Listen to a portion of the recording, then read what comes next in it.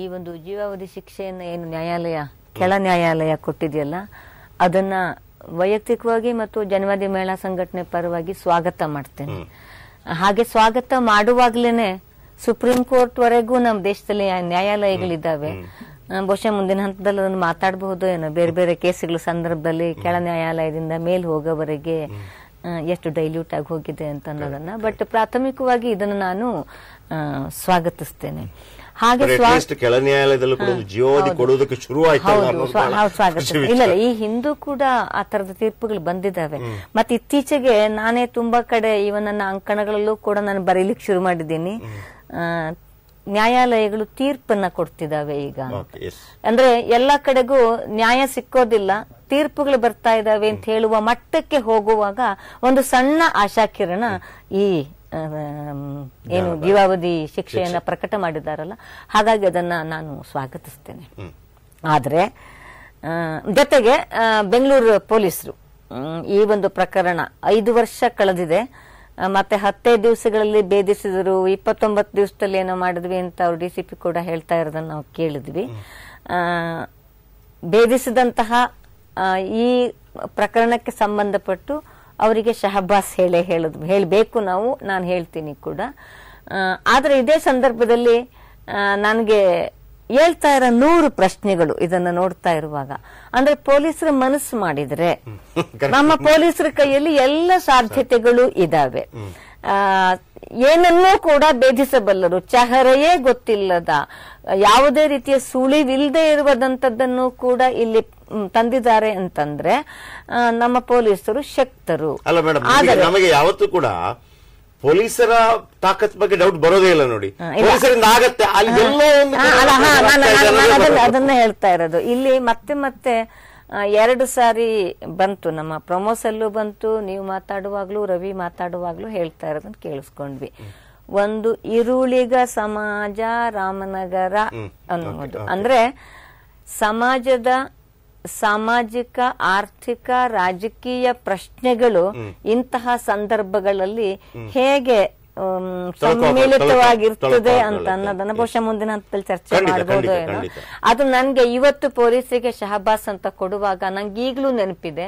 ಆಗಾಗ ಅತ್ಯಾಚಾರದ ಪ್ರಕರಣಗಳು ಬಂದಾಗ ಎಲ್ಲ ನನಗೆ ಈ ಘಟನೆ ಅಯಾಚಿತವಾಗಿ ನಂಗೆ ನೆನಪಾಗ್ತಾ ಇರ್ತದೆ.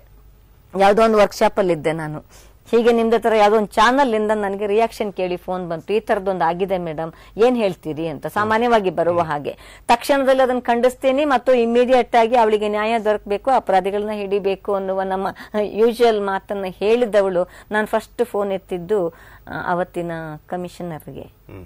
ನಂಗೆ ನೆನಪಿಲ್ಲ ಯಾರಿದ್ರು ಅವತ್ತು ಅಂತ, ಕಮಿಷನರ್ ಡಿಸಿಪಿಗೋ ಫೋನ್ ಎತ್ತಿದಾಗ ಆಚೆ ಕಡೆಯಿಂದ ಬಂದು ಉತ್ತರ ಏನ್ ಗೊತ್ತಾ, ಅಲ್ಲ ಮೇಡಮ್, ಅತ್ಯಾಚಾರ ಆಗಿದ್ದಿದ್ರೆ ಎದ್ಕೊಂಡು ಹಾಸ್ಟ್ಲಿಗೆ ಹೋಗಿ ಹೆಂಗ್ ಮಲ್ಕೊಂಡ್ಬಿಡ್ತಿದ್ರು ಮೇಡಮ್.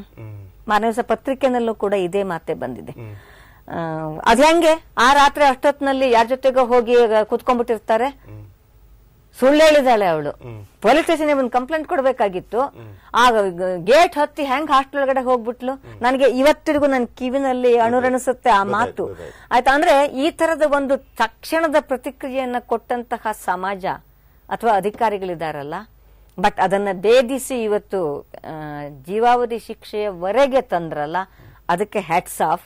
ಆದರೆ ಆ ಕ್ಷಣದಲ್ಲಿ ಒಂದು ಜಡ್ಜ್ಮೆಂಟಲ್ ಆಗುವಂತಹ ಮಾತುಗಳನ್ನ ಆಡಿದ ಮನೋಭಾವ ಇದೆಯಲ್ಲ, ಅದ್ರ ಬಗ್ಗೆ ನಂಗೆ ಇವತ್ತಿಗೂ ಕೂಡ ನನಗೆ ಕ್ರೋಧ ಇದೆ. ವ್ಯವಸ್ಥೆ ಎಸ್, ನಾನು ಅದನ್ನೇ ಹೇಳ್ತಾ ಇರೋದು. ಅಂದ್ರೆ ಹೇಗೆ ಅಂತಂದ್ರೆ, ಒಬ್ಬ ಹೆಣ್ಣು ಮಗಳು ರಾತ್ರಿ 12 ಗಂಟೆ 9 ಗಂಟೆ 6 ಗಂಟೆ 7 ಗಂಟೆ ಅನ್ನುವ ಗಂಟೆಗಳ ಲೆಕ್ಕದಲ್ಲಿ ನೋಡ ಅಂತದ್ದು, ಮತ್ತು ಒಬ್ಬ ಹೆಣ್ಣು ಮಗಳು ಅಷ್ಟೊತ್ನಲ್ಲಿ ಆಗಿದ್ಲು ಅಂತ ಅನ್ನೋದು ಇಂಪಾರ್ಟೆಂಟ್ ಆಗೋಗತ್ತೆ ಅಷ್ಟೇ ಹೊರತುನು ಹೆಣ್ಣು ಮಗಳ ಮೇಲೆ ಹೀಗಾಯ್ತಲ್ಲ ಅಂತ ಅನ್ನೋದು ಮೊದಲನೇ ಪ್ರಾಶಸ್ತ್ಯವನ್ನ ಪಡ್ಕೊಳ್ಳೋದಿಲ್ಲ. ಎರಡನೇದು, ತಕ್ಷಣ 2-3 ದಿವಸದಲ್ಲೇನೆ ತುಂಬಾ ಚರ್ಚೆ ಶುರುವಾಯ್ತು, ಪತ್ರಿಕೆಗಳಲ್ಲೂ ಕೂಡ ಅದು ಬಂತು, ಹೀಗೆಲ್ಲ ಹೇಳಿದ್ದೆಲ್ಲವೂ ಬಂತು, ಎಲ್ಲ ಆಯ್ತು. ಇದೆಲ್ಲ ಆದ ಮೇಲೆ ಇದನ್ನ ಪ್ರಕರಣ ಮುಂದುವರಿತಾ ಬಂದ ಸಂದರ್ಭದಲ್ಲಿ ಚರ್ಚೆಗಳು ಶುರುವಾದವು. ಅವಳು ಈಶಾನ್ಯ ಮೂಲದವಳು, ಅವಳಿಗೆ ಇಲ್ಲಿ ಹೇಳೋರು ಕೇಳೋರು ಯಾರಿಲ್ಲ, ಅವಳು ಹಾಗ್ ಮಾಡಿದ್ಲು, ಅವಳು ಹೀಗ್ ಮಾಡಿದ್ಲು ಅನ್ನೋ ಅಥವಾ ಒಂದು ಕಾಲದಲ್ಲಿ ಅಂದ್ರೆ ಆ ಹೆಣ್ಮಕ್ಕಳನ್ನ ನಾವು ಎಷ್ಟು ದೈನೇಸಿ ಪರಿಸ್ಥಿತಿಯಲ್ಲಿ ನಾವು ಅವರನ್ನ ನೋಡ್ತೀವಿ ಅಂತಂದ್ರೆ, ಮನೆಯಲ್ಲಿ ಒಂದು ವೇಳೆ ಆಕೆ ಬಂದು ಹೇಳಿದ್ರು ಕೂಡ ಈಗ ಅದು ಬದಲಾಗಿದೆ. ಬಹುಶಃ ಈಗ ಪೊಲೀಸ್ ಸ್ಟೇಷನ್ ಅಲ್ಲಿ ಇದೆ. ಆಕೆ ಬಂದು ಒಂದು ವೇಳೆ ಪೊಲೀಸರು ಹೇಳಿದ್ರಲ್ಲ ನೀವು ಪೊಲೀಸ್ ಸ್ಟೇಷನ್ಗೆ ಬರ್ಬೇಕು, ಆಕೆಯನ್ನು ಅದೇ ರೀತಿ ನೋಡ್ತಾ ಇದ್ರು. ನಿನಗೇನಮ್ಮ ಬೇರೆ ಕೆಲಸ ಇಲ್ಲೋ ಮಾಡ್ಲಿಕ್ಕೆ, ಯಾರ ಜೊತೆ ಹೋಗಿದ್ದೆ, ಯಾಕಂಗ ಹೋಗ್ಬೇಕಾಗಿತ್ತು, ಅದಕ್ಕಿಂತ ಮೊದಲು ಮನೆಗಳಲ್ಲಿ ಇತ್ತದು. ಓಕೆ, ಅದಕ್ಕಿಂತ ಹಿಂದೆ ಏನು ಅಂತಂದ್ರೆ ಹೆಣ್ಣು ಮಗಳು ಆ ರೀತಿ ಏನಾದ್ರೂ ಆದ್ಲು ಅಂತಂದ್ರೆ ಅವಳನ್ನು ಜಾತಿಯಿಂದ ಬಿಟ್ಬಿಡೋದು ಅಥವಾ ಮನೆಯಿಂದ ಬಿಟ್ಬಿಡೋದು. ನಾವು ಒಂದೊಂದು ಹಂತ ಮೇಲಕ್ಕೆ ಬರ್ತಾ ಇದ್ದೀವಿ. ಎಸ್, ನಾನು ಅದನ್ನ ಚರ್ಚೆ ಮುಂದುವರಿಸ್ತೀನಿ ಗೀತಾ ಮೇಡಮ್.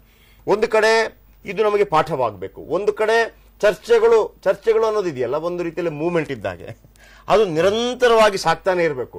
ಅದಕ್ಕೆ ಎಂಡ್ ಅಂತ ಬರೋದಿದೆಯಲ್ಲ, ಓಕೆ, ಇನ್ನು ಅದಕ್ಕೆ ಚರ್ಚೆ ಮಾಡುವಂತವ್ರು, ಈಗ ವಿಮಲಾ ಮೇಡಮ್ ಅಂತ ಒಂದು ಸಾವಿರಾರು ಲಕ್ಷಾನುಗಟ್ಟಲೆ ಜನ ಇರ್ಬೋದು ಕರ್ನಾಟಕದಲ್ಲಿ ತಿಳ್ಕೊಳ್ಳಿ, ಆ ಒಂದು ಚರ್ಚೆ ಮಾಡುವಂತವ್ರು, ಅವರ ಒಂದು ಡೌಟ್ಸ್ಗಳಿಗೆ ಅಥವಾ ಅವರಿಗೆ ಕಲ್ಪಿಸಲು ಆಗದಂತಹ ಕೆಲವು ವಿಚಾರಗಳಿಗೂ ಕೂಡ ಫುಲ್ ಸ್ಟಾಪ್ ಹಾಕುವಂತ ಒಂದು ನಿಯಮಗಳು ಬಂದಾಗ ಹಬ್ಬ ಬೇಕಾದಷ್ಟಾಗಿದೆ. ಫಾರ್ ಎಕ್ಸಾಂಪಲ್ ನಾನು ಹೇಳ್ತೀನಿ, ಈಗ ಪೊಲೀಸರ ಬಗ್ಗೆ ನಾವು ಹೇಳ್ತೀವಲ್ವಾ, ನಾವು ಸಿನಿಮಾದಲ್ಲಿ ತೋರಿಸ್ಲಿ ಪೊಲೀಸರು ಲೇಟ್ ಆಗಿ ಬರ್ತಾರೆ ಮತ್ತೊಂದು ಅಂತೇಳಿ. ಪೊಲೀಸರು ಮನಸ್ಸು ಮಾಡಿದ್ರೆ ಎಲ್ಲ ಮಾಡಬಹುದ್ರಿ ಅಂತ ಯಾಕೆ ಅದು ಬರುತ್ತೆ ನಮ್ಮ ಬಾಯಲ್ಲಿ? ಯಾಕೆ ಬರುತ್ತೆ ಅಂದ್ರೆ ಆಗತ್ತೆ ಅಲ್ವಾ. ಈ ನಂಬಿಕೆ. ಈ ಕಾಕಿ ಅನ್ನುವಂತ ಒಂದು ಪಿಕ್ಚರ್ ಬಂದಿತ್ತು, ಅಮಿತಾಬ್ ಬಚ್ಚನ್ ಅವರ ಕಾಕಿ ಅನ್ನುವಂತ ಪಿಕ್ಚರ್ ಬಂದಿತ್ತು. ಅದರಲ್ಲಿ ಒಂದು ಡೈಲಾಗ್ ಇದೆ, ಬಹಳ ಅದ್ಭುತವಾಗಿದೆ. ನೀವು ನಮಗೆ ಸಂಪೂರ್ಣವಾಗಿ ಸ್ವಾತಂತ್ರ್ಯ ಕೊಟ್ರೆ ಪ್ಲಸ್ ನೀವು ನಮ್ಮನ್ನು 100% ನಂಬಿದ್ರೆ, ಸರ್ ಇಲ್ಲಿ ನಂಬಿಕೆ ಬಹಳ ಮುಖ್ಯ ಆಗುತ್ತೆ. ನಾನು ನಂಬಿಕೆ ಬಗ್ಗೆ ತುಂಬಾ ಸಲ ನೆಗೆಟಿವ್ ಉದಾಹರಣೆಗಳನ್ನು ಕೊಟ್ಟು ಹೇಳಿದ್ದೀನಿ. ದಾವೂದ್ ಇಬ್ರಾಹಿಂ ಅಂತ ಒಬ್ಬ ವಿಲನ್ ಇರ್ತಾನೆ ಅಥವಾ ಇಂಡಿಯಾಸ್ ಮೋಸ್ಟ್ ವಾಂಟೆಡ್ ಇರ್ತಾನೆ.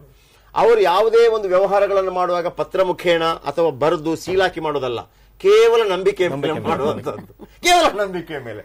ಯಾಕೆ ಅವರು ಸಿಕ್ಕಾಕೊಳ್ಳೋದಿಲ್ಲ ಅಂತ ನನಗೆ ಆಶ್ಚರ್ಯ ಆಗೋದು. ಅಂದ್ರೆ ನಂಬಿಕೆಗೆ ಒಂದು, ಅದಕ್ಕೆ ಅಮಿತಾಬ್ ಬಚ್ಚನ್ ಒಂದು ಹೇಳ್ತಾರೆ, ನಮಗೆ ಪೂರ್ಣ ಸ್ವಾತಂತ್ರ್ಯವನ್ನು ಕೊಟ್ಟರೆ ನಮ್ಮ ಮೇಲೆ ನಂಬಿಕೆ ಇಟ್ರೆ ಉಳಿದದ್ದು ಬಿಟ್ಟಾಕಿ ಒಂದು ಮಗುವಿನಿಂದ ಮತ್ತೊಂದು ಮಗುವಿನ ಬೊಂಬೆಯನ್ನು ಕದಿಯಕ್ಕಾಗಲ್ಲ ಅಂತೇಳಿ ಅದನ್ನು ನಾವು ಬಿಟ್ಬಿಡ್ತೀವಿ ಅಂತೇಳಿ. ಎಸ್ ಗೀತಾ ಅವರೇ, ಈ ಒಂದು ಘಟನೆ ಮತ್ತು ಸಮಾಜದ ಮೇಲೆ ಇದು ಬೀರುವಂತ ಪ್ರಭಾವ ಒಂದು ಪಾಸಿಟಿವ್ ಆಗಿ ಯಾಕಂದ್ರೆ ಆಕೆ ತೋರಿಸಿದಂತ ಗಟ್ಟಿಗಿತ್ತಿತನ ವಿಚಾರಕ್ಕೆ ಸಂಬಂಧಪಟ್ಟ ಹಾಗೆ. ಎರಡನೇದ್ದು ನಮ್ಮ ಹೋರಾಟಗಳು ಅಂತಂದ್ರೆ ನಾವು ಈ ಸಮಾಜ ಜಡ್ಡುಗಟ್ಟು ಹೋಗ್ಬಿಟ್ಟಿದೆ. ನಾವೆಲ್ಲವನ್ನು ಸಮೀಕರಿಸೋದು ಬೇಡ, ಇದೇ ಒಂದು ವಿಚಾರಕ್ಕೆ ಬರೋಣ. ಇದೆಲ್ಲ ಜಡ್ಡುಗಟ್ಟು ಹೋಗ್ಬಿಟ್ಟಿದ್ವಿ. ಹೆಣ್ಣು ಮಕ್ಕಳು ಅಂತಂದ್ರೆ ನೀವು ಎಲ್ಲ ಹೇಳಿಕೆಗಳಿಗೆಲ್ಲ ಸೂಕ್ತ, ಎಲ್ಲದಕ್ಕೆ ನಾವು ರೆಡಿ ಇದೀವಿ. ಹೆಣ್ಣು ಮಕ್ಕಳನ್ನ ತಾಯಿ ದೇವಿ, ಓಕೆ ಫೈನ್, ಎಲ್ಲವೂ ಕೂಡ ಆಕೆ ಕಷ್ಟಪಡ್ತಾಳೆ, ನಾವು ಅವಳ ಬಗ್ಗೆ ಬಹಳ ಇದು ಮಾಡಬೇಕು. ಬಟ್ ಅವಳಿಗೆ ಆಗುವಂತಹ ದುಃಖ ದುಮ್ಮಾನಗಳಲ್ಲಿ ಆಕೆಗೆ ಸಮಬಾಳಿಲ್ಲ. ಯಾಕದು ಅಂತೇಳಿ ಈ ಒಂದು ಇನ್ಸಿಡೆಂಟ್ ನ ರಿಸಲ್ಟ್ ಮತ್ತು ಹೆಣ್ಣು ಮಕ್ಕಳ ಮೇಲೆ ನಮಗಿರುವಂತಹ ನಿಜವಾದ ನಾವು ಆಕೆಯನ್ನು ನೋಡ್ತಾ ಇರೋದು ಅರ್ಧ ಕಣ್ಣಿನಿಂದ ನೋಡ್ತಾ ಇದ್ದೀವ ಅಂತ. ಅರ್ಧ ಕಣ್ಣಿಂದ ಇಲ್ಲ, ಕಣ್ಣು ಮುಚ್ಕೊಂಡು. ಯಾಕಂದ್ರೆ ದೇವಿ ಏನ್ಬಿಡ್ತೀವಿ, ತಾಯಿ ಏನ್ಬಿಡ್ತೀವಿ, ತಾಯಿ ಏನ್ ಕೂಡಿಸ್ಬಿಟ್ರೆ ಆಗೋಯ್ತು, ಅವಳು ಸುಮ್ನಿರ್ಬೇಕು. ಆಮೇಲೆ ಹೆಣ್ಮಕ್ಳನ್ನ ಬೆಳೆಸೋ ರೀತಿನಲ್ಲೂ ಅವಳನ್ನ ಹೊರಗೆ ಹೋಗ್ಬೇಡ, ಇಷ್ಟೊತ್ ಮೇಲೆ ವಾಪಸ್ ಬರೋದ್ರ ಬಗ್ಗೆ ಹೆದರಿಕೆ ಇರುತ್ತೆ. ಪ್ರತಿಯೊಬ್ಬರಿಗೂ ಮನೆಯಲ್ಲಿ ಹೆದರಿಕೆ ಇರುತ್ತೆ. ಯಾಕಂದ್ರೆ ಈ ತರ ಘಟನೆಗಳು ಫಸ್ಟ್ ಉಂಟು ಮಾಡೋದು ಹೆದರಿಕೆ. ನೀವು ಹೇಳಿದಾಗ ದಯವಿಟ್ಟು ತಪ್ಪು ತಿಳ್ಕೊಬೇಡಿ. ಇತ್ತೀಚೆಗೆ ದೀಪಿಕಾ ಪಡ್ಕೊಂಡೆ ಬಹಳ ಅದ್ಭುತವಾದಂತ ಒಂದು ಸ್ಟೇಟ್ಮೆಂಟ್ ಕೊಟ್ಟರು. ಏನಂತಂದ್ರೆ ರಾತ್ರಿ ಹೊತ್ತಲ್ಲಿ ಹೆಣ್ಮಕ್ಳು ಯಾಕೆ ಹೋಗ್ಬೇಕು, ನೀವು ಹೋಗೋದ್ರಿಂದ ತಾನೇ ಹಿಂಗಾಗೋದು ಅಂತೇಳಿ. ಅದಕ್ಕೆ ಯಾಕೆ ಹೇಳ್ತಾಳೆ, ಒಂದು ಕೆಲಸ ಮಾಡೋಣ, ನಾವೊಂದು ಡಿಸಿಷನ್ ಮಾಡೋಣ, ರಾತ್ರಿ 8 ಗಂಟೆಯ ನಂತರ ಗಂಡು ಮಕ್ಕಳು ಹೊರಗೆ ಹೋಗೋಂಗಿಲ್ಲ. ಹೌದು, ರಾತ್ರಿ 8 ಗಂಟೆ ನಂತರ ಗಂಡು ಮಕ್ಕಳು ಹೊರಗೆ ಹೋಗಂಗಿಲ್ಲ, ಹೆಣ್ಣು ಮಕ್ಕಳು ಹೋಗ್ಬೋದು. ಪ್ರಾಬ್ಲಮ್ ಇಲ್ವೇ? ಆ ರೀತಿ ವ್ಯವಸ್ಥೆ ಮಾಡೋದು ಪ್ರಾಬ್ಲಮ್ ಇರೋದಿಲ್ಲ. ಅದು ಎಷ್ಟು ಅದ್ಭುತವಾಗಿತ್ತು ಅಂದ್ರೆ ಯಾರಿಗೂ ಅದಕ್ಕೆ ಕನ್ಕ್ಲೂಷನ್ ಇನ್ನೂ ಸಿಕ್ಕಿಲ್ಲ. ಅದಕ್ಕೆ ಅದೇ ಕಂಟಿನ್ಯೂಷನ್ ನೀವು ಹೇಳಿದ್ದೇನೆ. ಹಂಗ್ ಮಾಡೇನೆ ಈ ಒಂದು ಹೆದರಿಕೆ ಹುಟ್ಕೊಂಡೇನೆ ಆಚೆ ಬಂದ್ರೆ ಫಸ್ಟ್ ಇವಾಗ ನೀವು ಅವಾಗ ಮುಂಚೆ ಮಾತಾಡ್ದಂಗೆನೆ ಅವಳು ಯಾಕೆ ಅಷ್ಟೊತ್ನಲ್ಲಿ ಹೋಗಿದ್ಲು, ಆತರ ಪ್ರಶ್ನೆಗಳು ಮನೆಯಲ್ಲೇ ಹುಟ್ಟುಬಿಡುತ್ತೆ. ಅದನ್ನ ನಾವು ಫಸ್ಟ್ ನಿಲ್ಲಿಸ್ಬೇಕು. ಅವಳಗ್ ಧೈರ್ಯ ಮನೆಯಲ್ಲಿ ಬೆಳೆಸೋ ರೀತಿ. ಇವಾಗ ಮನೆಯಿಂದ ಹೋಗಿದ್ದು ಇವಾಗ ಬೇರೆ ಇದರಿಂದ ಬಂದು ಹಾಸ್ಟೆಲ್ ಅಲ್ಲಿರೋ ಹೆಣ್ಮಕ್ಳಿಗೆ ಆ ರಿಸ್ಟ್ರಿಕ್ಷನ್ ಇರ್ಲಿಲ್ಲ ಅಂತ ಮನೇಲಿರೋ ಅವರು ಹೇಳ್ತಾರೆ. ಬಟ್ ಮನೇಲಿರೋ ಹೆಣ್ಣು ಮಕ್ಕಳಿಗೂ ಆ ರಿಸ್ಟ್ರಿಕ್ಷನ್ ಇರೋದು ಬೇಡ, ಧೈರ್ಯ ಕೊಡ್ಬೇಕು. ಆದ್ರೆ ಈ ತರ ಘಟನೆಗಳು ಸಂಭವಿಸಬಾರದು. ಸಂಭವಿಸಿದಾಗ ಏನ್ ಮಾಡ್ಬೇಕು ಅನ್ನೋದ್ರ ಬಗ್ಗೆ ಸುಮಾರು ಮಂದಿ ವರ್ಕ್ಶಾಪ್ಗಳು ಕೂಡ ಮಾಡ್ತಾ ಇದ್ದಾರೆ. ಕಾಲೇಜ್ಗಳಿಗೆ ಹೋಗಿ ಹೆಣ್ಮಕ್ಳಿಗೆ ಅದ್ರ ಬಗ್ಗೆ ಎಜುಕೇಟ್ ಮಾಡ್ತಾ ಇದ್ದಾರೆ. ನೀವು ಮನೆಗೆ ಹೋಗಿ ಮಲ್ಕೊಂಡ್ಬಿಟ್ರ ಪೊಲೀಸ್ ಸ್ಟೇಷನ್ ಬರ್ಬೇಕಿತ್ತು ಅನ್ನೋ ಪ್ರಶ್ನೆಗಳು, ಮನೆಗೆ ಹೋದ್ಮೇಲೆ ಮನೆಯಲ್ಲಿ ತಂದೆ ತಾಯಿ ಮಾಡೋ ರಿಯಾಕ್ಷನ್, ಇವಾಗ ಫ್ರೆಂಡ್ಸ್ ಸಪೋರ್ಟ್, ಎಷ್ಟು ಒಂದು ಸಪೋರ್ಟ್ ಬೇಸ್ ಇಲ್ಲದೆ ಹೋದ್ರೆ ಹೆಣ್ಮಕ್ಳು ಮಾಡೋದು ಕಷ್ಟ ಅನ್ನೋದಕ್ಕೆ ಮೊನ್ನೆ ಇನ್ಯಾವುದೋ ಒಂದು ಕೇಸಲ್ಲಿ ಒಬ್ಬ ಸಿಕ್ಕಾಕೊಂಡ. ರೇಪ್ ಮಾಡಿದವನ್ನ ಅರೆಸ್ಟ್ ಮಾಡಿದ್ರೆ ಅವನು ಕೊಡ್ತಾ ಇದ್ದಾನೆ ಲಿಸ್ಟ್ 8-10 ಜನ ಹೆಣ್ಮಕ್ಳನ್ನ ಅವನು ರೇಪ್ ಮಾಡಿದ್ದು. ಆ ಹೆಣ್ಮಕ್ಳು ಯಾರು ಕೊಟ್ಟಿಲ್ಲ, ಕೇಸೇ ಆಗಿಲ್ಲ ಅದು. ಅವರೆಲ್ಲ ಸುಮ್ನೆ ಊರ ಬಿಟ್ಟು ಹೊಟ್ಟೋಗಿದ್ದಾರೆ. ಅವ್ನು ಹೇಳಿದ್ ಹುಡುಕೊಂಡು ಆ PG ಹಾಸ್ಟೆಲ್ಗಳಿಗೆಲ್ಲ ಹೋದ್ರೆ ಅಲ್ಲಿ ಆ ಹೆಣ್ಮಕ್ಳು ಇದ್ರು 3 ವರ್ಷದ ಹಿಂದೆ 4 ವರ್ಷದ ಹಿಂದೆ ಅನ್ನೋದೆಲ್ಲ ಬರ್ತಾ ಇದೆ. ಅವ್ರು ಅದ್ಯಾವುದು ದಾಖಲಿಸೇ ಇಲ್ಲ. ಈ ಎಸ್ಕೇಪ್ ಆಗೋದಿದೆಯಲ್ಲ, ಹಾಗಾಗಿ ಇಂಥವ್ರಿಗೆ ಧೈರ್ಯ ಹೆಚ್ಚಾಗ್ತಾ ಹೋಗುತ್ತೆ. ಫೈನ್. ಎಸ್, ರವೀಂದ್ರ ಅವರೇ, ಈಗ ರವೀಂದ್ರ ಅವರು ಆ ಹೆಣ್ಮಗಳನ್ನ ಮಾತಾಡಿಸಿದ್ದಾರೆ ಕೂಡ, ಆಮೇಲೆ ಇದರ ಏನು ವಾದ ವಿವಾದಗಳಾಗೋ ಅದನ್ನು ನೋಡಿದ್ದಾರೆ ಕೂಡ. ನನ್ನ ಪ್ರಶ್ನೆ ಬಹಳ ಮುಖ್ಯವಾಗಿ ಸರ್, ಈಗ ಹೆಣ್ಣು ಮಕ್ಕಳ ವಿಚಾರದಲ್ಲಿ ನಾವು ಮಾತಾಡಬಹುದು, ಬನ್ನಿ ಹೇಳಿ ಅಂತ ಅಂದ್ಬಿಟ್ಟು. ಒನ್ಸ್ ಅಗೇನ್ ಇಲ್ಲಿ ಯಾಕೆ ಪ್ರಾಬ್ಲಮ್ ಆಗುತ್ತೆ, ಅಥವಾ ತಂದೆ ತಾಯಿಗಳು ಕೂಡ ಯಾಕೆ ಅವರನ್ನ ಬಿಟ್ಟು ಯಾಕೆ ಬೇಡಮ್ಮ ಅಂತ ಬಿಟ್ಬಿಡ್ತಾರೆ ಅಂತಂದ್ರೆ, ಇದೆಲ್ಲ ಘಟನೆಗಳಾದ ನಂತರ ಮತ್ತೊಮ್ಮೆ ನೀವು ನ್ಯಾಯಾಲಯದ ಮುಂದೆ ಒಮ್ಮೆ ಬೆತ್ತಲಾಗಿ ನಿಲ್ಲಬೇಕಾಗತ್ತೆ. Right madam? ಒಮ್ಮೆ ಅಲ್ಲ ಅಲ್ವಾ? ಇದು ನೋಡಿ, ಈ ರೀಪ್ಲೇ ಇದೆಯಲ್ಲ, ಈ ರೀಪ್ಲೇ ಒರಿಜಿನಲ್ ಪ್ಲೇಗಿಂತಲೂ ಬಹಳ ಟಾರ್ಚರ್ ಇದು. ಬಹಳ ಸಂದರ್ಭಗಳಲ್ಲಿ ಕೇಸ್ ಕೊಡಕ್ ಬರ್ದೇ ಇರೋದೇನೆ. ಈಗ ಮೇಡಮ್ ಹೇಳಿದ್ರಲ್ಲ, PGದು 4-5 ಹೇಳಿದ್ರಲ್ಲ, ಅಂದ್ರೆ ತನ್ನ ಮೇಲೆ ಘಟನೆ ನಡೆದಿದ್ದನ್ನೇ ಲೈಫ್ ಲಾಂಗು ಮರೆಯಕ್ ಸಾಧ್ಯ ಇಲ್ಲದೆ ಇರುವಂತಹ ಘಟನೆ ಅದು. ಆಯ್ತಾ, ಅದು ಮರೆಯಕ್ ಸಾಧ್ಯವೇ ಇಲ್ಲ. ಈಗ ನಮ್ಮ ಈ ಹುಡುಗಿ ಅಲ್ಲೆಲ್ಲೋ ಬೇರೆ ದೇಶದಲ್ಲಿದ್ದಾಳೆ, ಒಳ್ಳೆ ಸಂಬಳ ಬರುವಂತಹ ಕೆಲಸದಲ್ಲಿದ್ದಾಳೆ, ಎಲ್ಲವೂ ಸಂತೋಷ. ಬಟ್ ಅವಳ ಜೀವಿತ ಕಾಲದಲ್ಲಿ ಆ ಘಟನೆಯನ್ನ ಅವಳಿಗೆ ಯಾವತ್ತೂ ಮರೀಲಿಕ್ಕೆ ಸಾಧ್ಯ ಇಲ್ಲ. ಆಯ್ತಾ, ಅಂತ ಟ್ರಾಮೆಟಿಕ್ ಅದು ನಮ್ಗೆ ಗೊತ್ತಿದೆ. ಸೊ ಆದ್ರೆ ಈ ಸಮಾಜ ಕಂಪ್ಲೇಂಟ್ ಕೊಟ್ಟ ಕ್ಷಣದಿಂದ, ರವೀಂದ್ರ ಸರ್ ಅವರು ಪಬ್ಲಿಕ್ ಪ್ರಾಸಿಕ್ಯೂಟರ್ ಆಗಿದ್ದವರು ಅಂತ ಹೇಳಿದ್ರು, ರಿಟೈರ್ಡ್ ಪಬ್ಲಿಕ್ ಪ್ರಾಸಿಕ್ಯೂಟರ್ ತಾನು ಅಂತ ಹೇಳಿ. ಬಹುಶಃ ಆ ತರದ ಅಪರಾಧಿಗಳನ್ನ, ಆರೋಪಿಗಳನ್ನ ಮತ್ತು ಸಂತ್ರಸ್ತರನ್ನ ಸಾಕಷ್ಟು ಜನರನ್ನ ಅವ್ರು ನೋಡಿರ್ತಾರೆ ಅಂತ ಅಂದ್ಕೋತೀನಿ. ಈ ಸಮಾಜ ಅವರಿಗೆ ಅಂಟಿಸುವಂತಹ ಸ್ಟಿಗ್ಮಾ ಮತ್ತು ವಿಚಾರಣೆಯ ಹೆಸರಿನಲ್ಲಿ ಅವರಿಗೆ ಕೊಡುವಂತಹ, ಇದು ನಾವು ಹೇಳಬಾರ್ದ ಹೇಳಬೇಕು ಗೊತ್ತಿಲ್ಲ ನನಗೆ. 4 ಜನರಿಂದ ರೇಪ್ ಆಗಿರ್ತೀವಿ, ಅವರಿಗೆ ಗೊತ್ತಿದೆ. ನಾನು 400 ಜನ ಅಥವಾ 4 ಲಕ್ಷ ಜನರಿಗೆ ಯಾಕೆ ಹೇಳಿ ಅದನ್ನು ಅನ್ನುವಂಥದ್ದು ಕೂಡ ಬರುತ್ತೆ. ಅಷ್ಟೇ ಅಲ್ಲ, ಆ ತರದಲ್ಲಿ ಅತ್ಯಾಚಾರ ಅಂತದಕ್ಕೆ ಒಳಗಾದವರನ್ನ ವಿಚಾರಣೆಗೆ ಇನ್ನೊಂದಕ್ಕೆ ಮತ್ತೊಂದಕ್ಕೆ ಕರೀತಾರಲ್ಲ, ಅವರು ನೋಡುವ ಭಾವ ಕೂಡ ಬೇರೆಯೇ ಇರ್ತದೆ ಅಂತ ಅತ್ಯಾಚಾರ ಸಂತ್ರಸ್ತರು ನಮ್ಮ ಹತ್ರ ಹೇಳ್ಕೊತಾರೆ. ಅಂದ್ರೆ ಈ ವ್ಯವಸ್ಥೆ ಹೇಗಿದೆ ಅಂತಂದ್ರೆ, ನನ್ನದಲ್ಲದ ತಪ್ಪಿಗೆ ನನ್ನನ್ನ ಹೊಣೆಗಾರಳನ್ನಾಗಿ ಮಾಡುವುದು ಒಂದಾದ್ರೆ, ಪ್ರತಿ ಕ್ಷಣ ನನ್ನ ಮೇಲೆ ನೇರವಾದ ಅತ್ಯಾಚಾರ ಅಲ್ಲದೆ ಇದ್ರು ಪರೋಕ್ಷವಾದಂತಹ ಅತ್ಯಾಚಾರ ಆ ಘಟನೆ ನಡೆದ ಮೇಲೆ ವಿಚಾರಣೆಯ ಸಂದರ್ಭದಲ್ಲಿ ಆವಾಗ ಇವಾಗ ನಡೀತಾನೆ ಇರ್ತದೆ ಅಂತ ಅನ್ನೋದಿದೆಯಲ್ಲ, ಇವತ್ತಿಗೂ ಕೂಡ ಹೆಣ್ಮಕ್ಳು ಮುಂದೆ ಬಂದು ಕಂಪ್ಲೇಂಟ್ ಕೊಡದೇ ಇರೋದಕ್ಕೆ ಕಾರಣ ಬಹುಶಃ ಸರ್ ತಮ್ಮ ಅನುಭವ ಹೇಳ್ತಾರೆ ಇದರಲ್ಲಿ ಅನ್ಕೋತೀನಿ. ಸಂತ್ರಸ್ತರ ವಿಚಾರದಲ್ಲಿ ಗೌಪ್ಯತೆಯನ್ನು ಕಾಪಾಡಬೇಕಾಗುತ್ತೆ. ಮೀಡಿಯಾಕ್ಕಾಗಲಿ ಬೇರೆ ಎಲ್ಲಾಗಲಿ ಪಬ್ಲಿಷ್ ಮಾಡಬಾರ್ದು ಅಂತ ಒಂದು ಕಾನೂನು ಇದೆ. ನಂತರದಲ್ಲೇ ವಿಚಾರಣಾ ಸಮಯದಲ್ಲೇ ಇನ್ ಕ್ಯಾಮರಾ ಪ್ರೊಸೀಡಿಂಗ್ಸ್ ನಡೀತದೆ. ಪಬ್ಲಿಕ್ಸ್ ವ್ಯೂನಿಂದ ಹೊರತುಪಡಿಸಿ ಅವರನ್ನು ವಿಚಾರಣೆಗೊಳಪಡಿಸ್ತಾರೆ, ಅದೊಂದಿದೆ.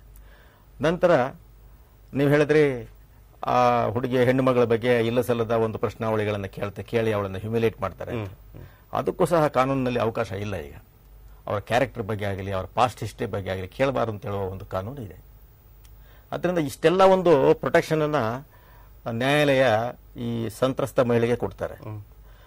ನೀವು ಹೇಳಿದ್ರೆ ಸಾಮಾನ್ಯವಾಗಿ ಇಂತಹ ಪ್ರಕರಣಗಳಲ್ಲಿ ಅವಳು ನ್ಯಾಯಾಲಯದ ಮುಂದೆ ಅವಳ ಎಲ್ಲ ಒಂದು ವಿಚಾರಗಳನ್ನು ಹೇಳ್ಕೊಳ್ಬೇಕಾಗುತ್ತೆ. ಅದನ್ನು ಅಷ್ಟು ಸುಲಭದಲ್ಲಿ ಒಂದು ಹೆಣ್ಣು ಮಗಳು ಹೇಳಕ್ ಸಾಧ್ಯ ಇಲ್ಲ, ಮರೆಯೋದಕ್ಕೂ ಸಾಧ್ಯ ಇಲ್ಲ, ಸುಲಭವಾಗಿ ಹೇಳಕ್ಕೂ ಸಾಧ್ಯ ಇಲ್ಲ ಅಂತ ಹೇಳೋದ್ರ ಬಗ್ಗೆ ಈ ವಿಚಾರಕ್ಕೆ ಬಂದಾಗ, ಯಾವಾಗ ಈ ಒಂದು ಪ್ರಕರಣ ನಡೀತದೆ, ನಡೆದ ಸಂದರ್ಭದಲ್ಲಿ ಆ ಸಂತ್ರಸ್ತ ಮಹಿಳೆಯನ್ನ ಒಂದು ನ್ಯಾಯಾಧೀಶರ ಮುಂದೆ ಹಾಜರುಪಡಿಸಿ ಅಲ್ಲಿ ಅವಳ ಕಂಪ್ಲೀಟ್ ಏನೇನು ನಡೆದಿದೆ ಘಟನಾವಳಿಗಳು ಅದನ್ನ ರೆಕಾರ್ಡ್ ಮಾಡ್ಕೊಳ್ತಾರೆ. ಅಲ್ಲಿ ಒಂದು ನ್ಯಾಯಾಧೀಶರ ಮುಂದೆ ಗೌಪ್ಯತೆಯಲ್ಲಿ, ಅಂದ್ರೆ ಪಬ್ಲಿಕ್ ವ್ಯೂಗೆ ಹೊರತುಪಡಿಸಿ ಅಲ್ಲೇ ರೆಕಾರ್ಡ್ ಮಾಡ್ತಾರೆ. ನಂತರ ನ್ಯಾಯಾಲಯದಲ್ಲೂ ಸಹ ಅವಳಿಗೆ ಸಾಕಷ್ಟು ಒಂದು ಪ್ರೊಟೆಕ್ಷನ್ ಅನ್ನ ನ್ಯಾಯಾಧೀಶರು ಕೊಡ್ತಾರೆ. ಬೇರೆ ಪ್ರಕರಣಗಳಲ್ಲಿ ಈ ವಕೀಲರು ಯಾವ ರೀತಿ ಪ್ರಶ್ನೆ ಕೇಳ್ತಾರೆ ಆ ಥರ ಕೇಳಕ್ ಸಾಧ್ಯ ಇಲ್ಲ. ಅವಳ ಕ್ಯಾರೆಕ್ಟರ್ ಬಗ್ಗೆ ಆಗಲಿ, ಬೇರೆ ಇನ್ಯಾವುದ್ರ ಬಗ್ಗೆ ಆಗಲಿ ಕೇಳುವ ಒಂದು ಸಂದರ್ಭ ಬರೋದಿಲ್ಲ. ಆದರೆ ಸಾಕಷ್ಟು ಅವಳಿಗೆ ಒಂದು ಪ್ರೊಟೆಕ್ಷನ್ ಕಾನೂನು ಕೊಡ್ತದೆ. ನಂತರದಲ್ಲಿ ನೀವು ಹೇಳಿದ್ರೆ ಕೆಲವು ಸಮಯದಲ್ಲಿ ಅವಳು ಯಾಕಾದ್ರೂ ನಾನು 4 ಜನ ಮಾಡಿರ್ತಾರೆ, 4,000 ಜನರಿಗೆ 4 ಲಕ್ಷ ಜನಗಳು ಯಾಕೆ ಗೊತ್ತುಪಡಿಸಬಹುದು ಅಂತ ಹೇಳೋದ್ರ ಬಗ್ಗೆ ಈ ವಿಷಯಕ್ಕೆ ಬಂದಾಗ, ಈಗ ಅದಕ್ಕೆ ಈ ತರಹದ ಪ್ರಕರಣಗಳಿಗೆ ಸಪರೇಟ್ ನ್ಯಾಯಾಲಯಗಳು ಬಂದಿದೆ. ಅಂದ್ರೆ ಪ್ರಕರಣಗಳು ಶೀಘ್ರವಾಗಿ ವಿಲೇವಾರಿ ಆಗೋದಕ್ಕೆ. ಯಾಕೆಂದ್ರೆ ಕೆಲವು ಪ್ರಕರಣಗಳಲ್ಲಿ ನೋಡಿರ್ಬೋದು ನೀವು, 4 ವರ್ಷ 5 ವರ್ಷ ಆದ್ಮೇಲೆ ಅವರು ಮರೆತಿರ್ತಾರೆ, ಅವರು ಈ ಘಟನೆಯಿಂದ ಹೊರಗಡೆ ಬಂದಿರ್ತಾರೆ, ಅವರು ಬೇರೆ ಮದುವೆ ಆಗಿ ಬೇರೆ ಬೇರೆ ಬೇರೆ ಸೆಟ್ಲ್ ಆಗಿರ್ತಾರೆ. ನಾನು ಇಲ್ಲಿ ಬಂದ್ಬಿಟ್ಟು ನಾನು ಪುನಃ ಎಲ್ಲ ಹಳೆಯದನ್ನೆಲ್ಲ ಹೇಳಿ ತಾನು ಮದುವೆ ಆಗಿದ್ದ ಸಂದರ್ಭದಲ್ಲಿ ಅವ್ರ ಮುಂದ್ಗಡೆ ನಾನೇ ಮುಜುಗರಿಗೆ ಯಾಕೆ ಒಳಗಾಗಬೇಕು ಅಂತ ಹೇಳಿ ಇಲ್ಲಿ ಅವಳು ಸಹಕಾರ ನೀಡದೇನೆ ಸಹ ಆರೋಪಿತರು ತಪ್ಪಿಸಿಕೊಳ್ಳುವಂತ ಸಾಧ್ಯತೆ ತುಂಬಾ ಇತ್ತು. ಈಗ ಅದಕ್ಕೆ ಹೊರತುಪಡಿಸಿ ಈಗ ಅದಕ್ಕೆ ಸಪರೇಟ್ ನ್ಯಾಯಾಲಯಗಳಿರ್ತದೆ. ಇವಾಗ ಮಕ್ಕಳಿಗೆ ಸಂಬಂಧಪಟ್ಟಂತ ಪೋಕ್ಸೋ ನ್ಯಾಯಾಲಯ ಇದೆ, ಆಮೇಲೆ ಈ ರೇಪ್ ಕೇಸ್ಗಳಿಗೆ ಸಂಬಂಧಪಟ್ಟಂತೆ ಬೇರೆ ನ್ಯಾಯಾಲಯಗಳಿದೆ. ಅದರಿಂದ ಈಗ ಮೊದಲು ಹಾಗೆ ಈ ಪ್ರಕರಣಗಳು ಬಹಳಷ್ಟು ವಿಳಂಬ ಆಗುವ ಸಾಧ್ಯತೆ ಕಮ್ಮಿ. ಓಕೆ, ಎಸ್, ನಾನು ಅನೇಕ ವಿಚಾರಗಳ ಬಗ್ಗೆ ಒಂದು ಬ್ರೇಕ್ ತಗೊಳ್ತೀನಿ, ಮಾತಾಡಲಿಕ್ಕಿದೆ. ಇದು ಮಾತಾಡಿದ್ದನ್ನೇ ಅನೇಕ ಬಾರಿ ಮಾತಾಡಬೇಕಾಗತ್ತೆ. ಇಲ್ಲಿ ಒಂದು ಹೇಳಿಕೆಗಳೇಗಿರುತ್ತೆ ಅಂದ್ರೆ ಬಹಳ ಮೈಮಾಟ ತೋರಿಸುವಂತ ಡ್ರೆಸ್ ಹಾಕಿದ ಕಾರಣದಿಂದಾಗಿ ಆಯಿತು ಅನ್ನುವಂಥದ್ದು ಒಂದು ವಾದ. ಅದಕ್ಕೆ ನಾವು ಕೇಳಿದ್ವಿ, ಈ ಕೆಲವು ಕಡೆ ಬೆಳ್ಳಂಬೆಳಗ್ಗೆ ಬಹಿರ್ದೆಸೆಗೆ ಹೋಗುವಂತ ಸಂದರ್ಭದಲ್ಲಿ ಅವರನ್ನು ಎತ್ತಾಕೊಂಡು ಹೋಗಿ ಆಗ ಅವರು ಯಾವ ಮೈಕ್ರೋ ಮಿನಿ ಹಾಕೊಂಡಿದ್ರು ನಮ್ಗೆ ಗೊತ್ತಿಲ್ಲ. ಓಕೆ, ಯಾಕೆ ಅಂತ ಒಂದು ಪ್ರಶ್ನೆ. ಎರಡನೇದು, ಇದಕ್ಕೆ ಈಗ ನಾವು ಚರ್ಚೆಗಳು ಮಾಡ್ತೀವಿ, ಈ ರೀತಿ ಕೇಸ್ಗಳಾಗಬೇಕು, ಒಂದು ಸಲಹೆಗಳ ರೀತಿಯಲ್ಲಿ ಎಷ್ಟೇ ಬಂದರೂ ಕೂಡ ಅದಕ್ಕೆ ತುಂಬಾ ರೀತಿಯಲ್ಲಿ ಅದು ಚರ್ಚೆಗಳಾಗುತ್ತೆ. ಈ ಸಲಹೆ ಸರಿನಾ ಮತ್ತೊಂದ ಅಂತೇಳಿ. ನನಗೆ ತಿಳಿದಿರೋ ಮಟ್ಟಿಗೆ ಒಂದು ನಮ್ಮ ಕುಟುಂಬದಲ್ಲೇ ನಾವು ಅಥವಾ ನಮ್ಮ ಮನೆಯಲ್ಲೇ ಮಾಡ್ತಿರೋ ಒಂದು ದೊಡ್ಡ ತಪ್ಪು ಏನು ಅಂತಂದ್ರೆ, ಗಂಡು ಮಕ್ಕಳ ಮುಂದೆ ಹೆಣ್ಣು ಮಕ್ಕಳನ್ನ ಒಂದು ರೀತಿಯಲ್ಲಿ ಹೌದು, ಗಂಡು ಮಕ್ಕಳಿಗೆ ಜಾಸ್ತಿ ಇಂಪಾರ್ಟೆನ್ಸ್, ಮತ್ತೆ ಹೆಣ್ಣು ಮಕ್ಕಳಿಗೆ ನೀವಿರೋದೇ ಅದಕ್ಕೆ ಅನ್ನೋ ರೀತಿಯಲ್ಲಿ ಅದನ್ನ ತೆಗೆಗುಡಿಸು, ಅದ ಅವಳೆ ಮಾಡುವಂಥದ್ದು. ಅಥವಾ ಅವಳನ್ನ ನಿನಗೇನಾಗಬೇಕಾಗಿಲ್ಲ, ಅವನು ಗಂಡು ಹುಡುಗ ಎಲ್ಲಿ ಬೇಕಿದ್ರು ಹೋಗ್ತಾನೆ. ಬಹುಶಃ ಈ ಮಾನಸಿಕ ತಿಳುವಳಿಕೆ ಇದೆಯಲ್ಲ, ಬಹುಶಃ ಗಂಡು ಮಕ್ಕಳಲ್ಲೇ, ಮನೆಯಲ್ಲೇ, ನಮ್ಮ ಗಂಡು ಮಕ್ಕಳಲ್ಲೇ ತನ್ನ ತಾಯಿಗೋ ಅಕ್ಕನಿಗೋ ತಂಗಿಗೋ ತಂಗಿಯ ಫ್ರೆಂಡ್ಗೋ ಆಕೆಯನ್ನು ತುಂಬಾ ರೀತಿಯಲ್ಲಿ ನನಗಿಂತ ಹೆಚ್ಚಾಗಿ ಗೌರವಿಸಬೇಕು ಅಂತ ಬಂದ್ರೆ ಬಹುಶಃ ಆ ವ್ಯಕ್ತಿತ್ವಗಳು ಬದಲಾವಣೆ ಆಗಬಹುದೇನೋ ನನಗೆ ಗೊತ್ತಿಲ್ಲ. ನಾವು ಚರ್ಚೆ ಮಾಡೋದು ಯಾಕೆಂತಂದ್ರೆ, ನನಗೆ ನನ್ನ ಗೆಳತಿಯೊಬ್ರು ಅಂದ್ರೆ ಆಂಕರ್ ಆಗಿದ್ದಂತ ಒಂದು ಹೆಣ್ಮಗಳು ಕೇಳಿದ್ಲು, ಅಲ್ಲ ಸರ್, ಈಗ ಇಂಥದೇ ಕಾಮುಕರ ಮನೆಯಲ್ಲೂ ಕೂಡ ಹೆಣ್ಮಕ್ಳು ತಂಗಿರ್ತಾರಲ್ವಾ, ಅವ್ರನ್ನ ಹೇಳಿದ್ದಾಕೆ ಆಕೆಯನ್ನ ರೇಪ್ ಮಾಡಬೇಕು ಅಂತ ಯಾಕೆ ಅವ್ರಿಗೆ ಅನ್ಸೋದಿಲ್ಲ? ಅನ್ಸಿರ್ಬೋದು, ಮಾಡಿದ್ದಿರ್ಬೋದು. ಇಲ್ಲ ಪರ್ಸೆಂಟೇಜ್ ನಾನು ಹೇಳ್ತೇನೆ, ಇಲ್ಲ ಅಂತಲ್ಲ, ಪರ್ಸೆಂಟೇಜ್ ನಾನು ಹೇಳ್ತೇನೆ. ತುಂಬಾ ಪ್ರಕರಣಗಳು ಬರುತ್ತೆ ನಾನು ಇಲ್ಲ ಅಂತ ಹೇಳ. ಯಾಕಂದ್ರೆ ಮನುಷ್ಯ ಮೃಗೀಯ ಸ್ವಭಾವ ಒಂದು ಇದ್ದೇ ಇರುತ್ತೆ, ಇಲ್ಲ ಅಂತಲ್ಲ. ಅದಕ್ಕೆ ಆತನಿಗೆ ತಿಳುವಳಿಕೆ, ಆತನಿಗೆ ಯಾವ ರೀತಿಯ ಕಲ್ಚರ್ ನಾವು ಕಲಿಸಿಕೊಡಲಾಗುತ್ತೆ. ಆನೆಯನ್ನ ಪಳಗಿಸಿದಾಗೆ ಸರ್ ಇದು ಮನುಷ್ಯನನ್ನ ಪಳಗಿಸೋದು ಅಂದ್ರೆ ಅದೇ ರೀತಿ. ಅದರ ಬಗ್ಗೆ ಒಂದು ಚರ್ಚೆಯನ್ನು ನಾವು ಮಾಡೋಣ. ಆಮೇಲೆ ಮೇಡಮ್ ಒಂದು ಕೇಳಿದ್ರ ಈರುಳಿಗರು ಅನ್ನುವಂತ ಒಂದು ಪದಕ್ಕೆ ಸಂಬಂಧಪಟ್ಟ ಹಾಗೆ ನನಗೆ ಯಾಕೆ ಅಂತ ಬೇಕದು ಅಂದ್ರೆ ಅದರಿಂದ ಆಗುವಂತ ಅನಾಹುತಗಳ ಬಗ್ಗೆ ಕೂಡ ಬೇಕು, ಅಥವಾ ಅದು ಕೇವಲ ಅದರಿಂದ ಮುಂದಿನ ದಿನಮಾನಗಳಲ್ಲಿ ಅಂದ್ರೆ ಒಂದು ವೇಳೆ ಸುಪ್ರೀಂ ಕೋರ್ಟ್ಗೆ ಹೋಗುವಂತ ಸಂದರ್ಭದಲ್ಲಿ ಲಾಭ ನಷ್ಟದ ಲೆಕ್ಕಾಚಾರ ಅಲ್ಲಿ ಇದೆಯಾ ಏನಾದ್ರೂ ಮೂಲದಲ್ಲಿ, ಅಥವಾ ಅದನ್ನ ಯಾವನೇ ಮಾಡಿದ್ರು ಕೂಡ ಅವನಿಗೊಂದು ಫಿಕ್ಸ್ಡ್ ಒಂದು ಇದಿರಬೇಕು. ಈಗ ಪಿಕ್ ಪಾಕೆಟ್ ಒಂದು 420 ಅಂತ ಇರುತ್ತಲ್ಲ, ಆತ 420 ಆತನ ಜಾತಿ ಹೇಳೋದಕ್ಕಿಂತ ಹೆಚ್ಚಾಗಿ ಅವನನ್ನೊಂದು ಫಿಕ್ಸ್ ಮಾಡಿ ಅಂತ. ಯಾಕಂದ್ರೆ ಬೇರೆ ಬೇರೆ ಕಾರಣ ಇದೆ, ನಾನು ಹೇಳಿದೆ, ಈ ಕಲ್ಚರ್ ಅಥವಾ ಅವನಿಗೆ ತಿಳುವಳಿಕೆ, ಜಾತಿಯ ದಂಡದ ಇದರಲ್ಲಿ ಕನ್ಸೆಷನ್ ಏನಿಲ್ಲ, ಅವನಿಗೆ ಪನಿಷ್ಮೆಂಟ್ ಅಲ್ಲ. ಗೊತ್ತಾಯ್ತು, ಇಲ್ಲಿ ಏನ್ ಗೊತ್ತಾ, ಅದು ಬೇರೆ ಬೇರೆ ಕಾರಣಗಳಿರುತ್ತೆ ಅಂತ ಹೇಳಿ ನನಗೆ ಗೊತ್ತಿಲ್ಲ. ಮೇಡಮ್ ಹತ್ರ ಕೇಳೋಣ ಯಾವ ಉದ್ದೇಶದಿಂದ ಹೇಳಿದ್ರು ಅನ್ನೋದು. ನಮಗೆ ಅದು ಸರಿ ಇಲ್ಲ ಅಂತ ಅನ್ಸಿದ್ರೆ ನಾವು ವಾದ ಮಾಡೋಣ.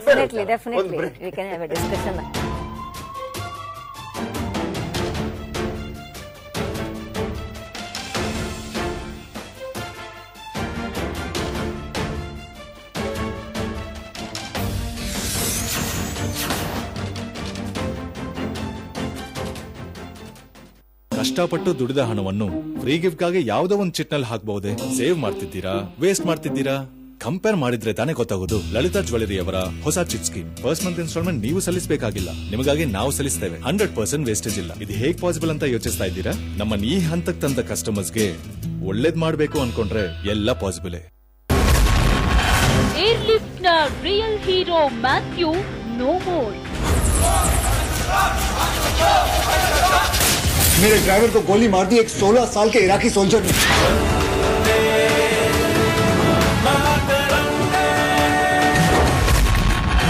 ಅಭಿಷೇಕ್ಗೆ ಗುಲಾಬ್ ಜಾಮೂನು ನೀಡಲು ಒಲ್ಲೆ ಅಂದ್ರ ಐಶ್.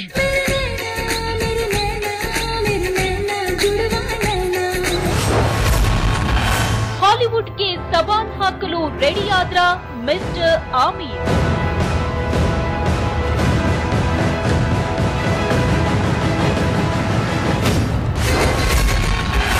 ಕಥಿ ಜಾಮೂನು ಕಾರ್ಯಕ್ರಮದ ಪ್ರಾಯೋಜಕರು ಅಕ್ಷಯ ತೃತೀಯೆಯಂದು ವೇಸ್ಟೇಜ್ನಲ್ಲಿ ಇನ್ನು 1% ಕಡಿಮೆ. ಲಲಿತಾ ಜ್ಯುವೆಲರಿ. ಸೋರಿಯಾಸಿಸ್ನಿಂದ ನೀವು ಬಳಲುತ್ತಿದ್ದೀರಾ? ಥೈರಾಯ್ಡ್ ಸಮಸ್ಯೆಯಿಂದ ನರಳುತ್ತಿದ್ದೀರಾ? ಬಂಜೆತನದ ಬವಣೆ ನಿಮಗೆ ಕಾಡುತ್ತಿದೆಯಾ? ಬೆನ್ನು ನೋವು ಶಮನ ಮಾಡಿಕೊಳ್ಳುವುದು ಹೇಗೆ? ನಿಮ್ಮೆಲ್ಲ ಆರೋಗ್ಯ ಸಮಸ್ಯೆಗಳಿಗೆ ಇಲ್ಲಿದೆ ಪರಿಹಾರ. ವೀಕ್ಷಿಸಿ ಡಾಕ್ಟರ್ ಸಮಯ ಪ್ರತಿದಿನ ಮಧ್ಯಾಹ್ನ 1:30ಕ್ಕೆ. ಪಟ್ಟು ದುಡಿದ ಹಣವನ್ನು ಫ್ರೀ ಗಿಫ್ಟ್ಗಾಗಿ ಯಾವುದೋ ಒಂದು ಚಿಟ್ನಲ್ಲಿ ಹಾಕಬಹುದೇ? ಸೇವ್ ಮಾಡ್ತಿದ್ದೀರಾ, ವೇಸ್ಟ್ ಮಾಡ್ತಿದ್ದೀರಾ? ಕಂಪೇರ್ ಮಾಡಿದ್ರೆ ತಾನೇ ಗೊತ್ತಾಗೋದು. ಲಲಿತಾ ಜ್ಯುವೆಲರಿಯವರ ಹೊಸ chit scheme. First month instalment ನೀವು ಸಲ್ಲಿಸಬೇಕಾಗಿಲ್ಲ, ನಿಮಗಾಗಿ ನಾವು ಸಲ್ಲಿಸ್ತೇವೆ. 100% ವೇಸ್ಟೇಜ್ ಇಲ್ಲ. ಇದು ಹೇಗ್ ಪಾಸಿಬಲ್ ಅಂತ ಯೋಚಿಸ್ತಾ ಇದ್ದೀರಾ? ನಮ್ಮನ್ನ ಈ ಹಂತಕ್ಕೆ ತಂದ ಕಸ್ಟಮರ್ಸ್ಗೆ ಒಳ್ಳೇದ್ ಮಾಡಬೇಕು ಅನ್ಕೊಂಡ್ರೆ ಎಲ್ಲ ಪಾಸಿಬಲ್.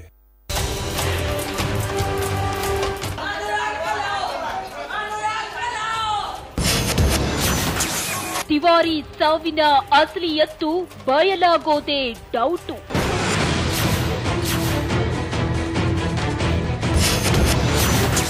ಸತ್ಯ ಬಹಿರಂಗಕ್ಕೂ ಮೊದಲೇ ರಾಜಕೀಯ ದಾಳ ಉರುಳಿತು.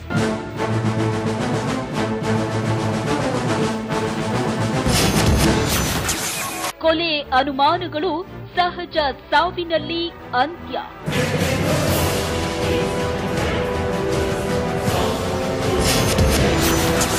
ಡಿಕೆ ರವಿ ಸಾವಿಗೂ ತಿವಾರಿ ಸಾವಿಗೂ ಸಾಮ್ಯತೆ ಏನು?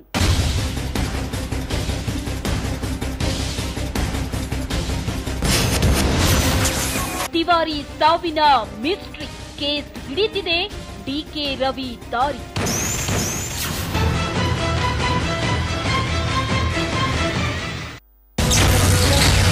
ಮಂಚದಲ್ಲಿ ಬಿಗಿದಪ್ಪಿ ಮಲಗಿದ್ರೆ ವಾಸಿಯಾಗುತ್ತಂತೆ ಮೂರ್ಛೆ ರೋಗ.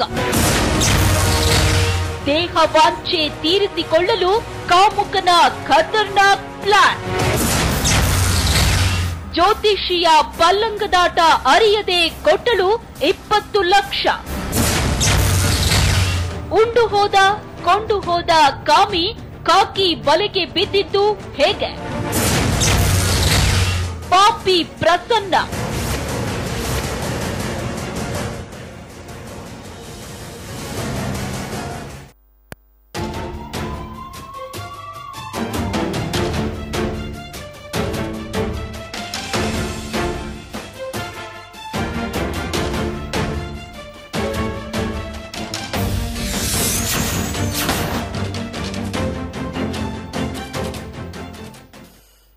ಓಕೆ, ಇದೀಗ ಬಿ ಕೆ ಶಿವರಾಮ್ ಅವರು ನಿವೃತ್ತ ಎಸಿಪಿ ಹಾಗೂ ಈಗ ಕಾಂಗ್ರೆಸ್ ಮುಖಂಡರು ಕೂಡ ಆಗಿದ್ದಾರೆ. ಕಾರ್ಯಕ್ರಮಕ್ಕೆ ಸ್ವಾಗತ ಸರ್.